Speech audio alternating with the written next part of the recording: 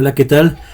Bienvenidos al taller de creación de aplicaciones con ASP.NET Core. En esta sesión agregaremos el control de código fuente a nuestro proyecto, que ahorita es una web API usando ASP.NET Core 3.1. Pues comencemos a decir que lo primero que tenemos que agregar es el archivo gitignore, que lo que hace es... Tenemos nosotros ya nuestro proyecto de backend. El archivo gitignore lo vamos a agregar con .NET New gitignore. Este archivo lo que especifica es las carpetas que no deben de estar bajo el control de código fuente. Estas son, en el caso de los proyectos de ASP.NET Core, las carpetas bin y las carpetas obj. La carpeta bin tiene las DLLs de la aplicación ya construida. En el control de código fuente en Git se utiliza únicamente subir los archivos de texto. Es una buena práctica tener el gitignore. Entonces, por ejemplo, aquí nosotros ya tenemos el gitignore, pero está oculto, bueno, porque es un archivo oculto. Entonces yo lo que puedo hacer es ponerle el comando cat para ver lo que tiene. Entonces este archivo se basa en una plantilla hay un repositorio de GitHub que tiene muchos archivos de gitignore. Si tú tienes otros proyectos, puedes ocupar el gitignore. Lo que les digo, tiene demasiadas opciones, pero básicamente son las que todas que utilizan, y las que en este caso nos interesan. Por ejemplo, esta es la de debug y la de release, que son donde se generan los archivos de DLL de las aplicaciones, y adicionalmente tiene más opciones que son como las que puedes tener dentro de un entorno de desarrollo .NET basado en Visual Studio o Visual Studio Code.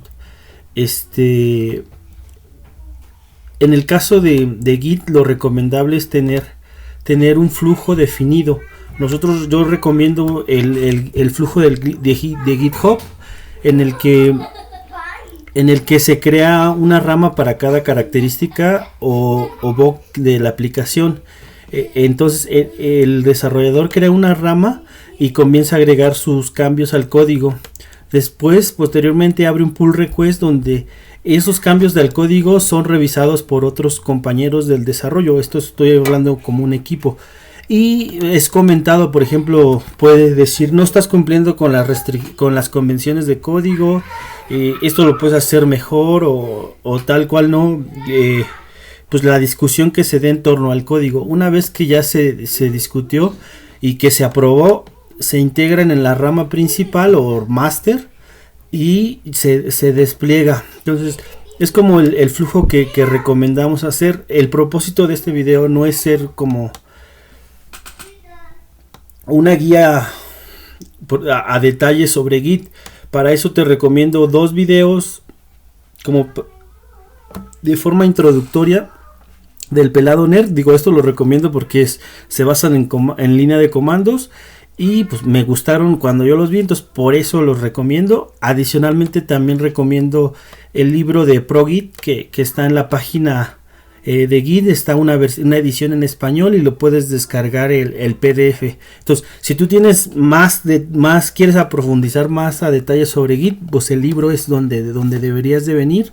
Es gratuito y no tienes que pagar nada, ¿no?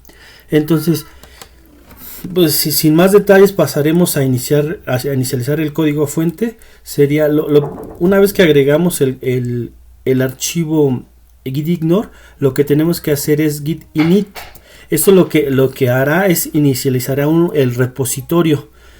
Entonces nosotros podemos ver que cuando le doy el git init se crea una carpeta que se llama git. Aquí es donde se rastrean todos los cambios a los archivos. Entonces yo puedo ocupar el comando git status para que me dice que todavía no ha agregado estos, porque voy iniciando. Estos son los archivos que no están incluidos en el control de código fuente. Esto nos aparecería cuando yo agrego nuevos archivos. Todo lo que yo le puedo hacer es git add y le voy a dar punto para agregar todos los archivos. Después le voy a dar git status para que me diga cómo está el directorio de trabajo, y me dice que ya agregó todos estos archivos.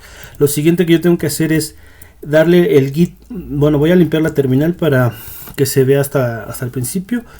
El git commit, y aquí se pone la opción "-m", y se le acostumbra a poner un mensaje. Este mensaje no debe ser de broma, no debe ser algo como sin sentido o un punto. Entonces a mí me gusta trabajar en cambios pequeños y agrupar, ¿no? Entonces aquí le voy a poner versión inicial.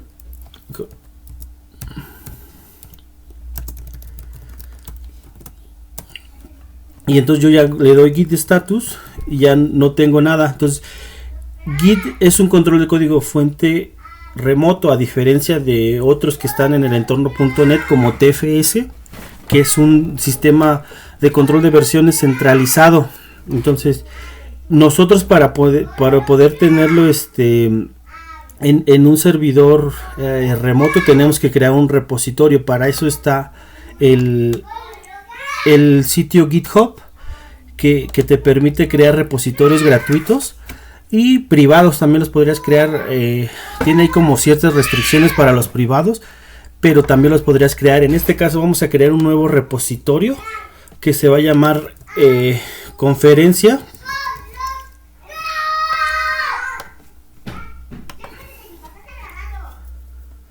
Y bueno, ya una vez no seleccioné ninguna de las opciones, le di crear y aquí nos dice como los comandos, si tú vas a iniciar desde cero, o nos dice lo que nosotros hicimos, que ya tenemos un repositorio existente. Lo que tenemos que hacer es especificarle la dirección de donde se ubica el repositorio remoto, y entonces ya le damos a agregar el remoto.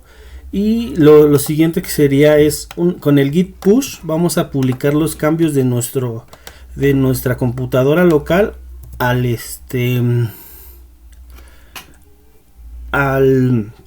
repositorio remoto de GitHub. Para eso ya te pide tus contraseñas.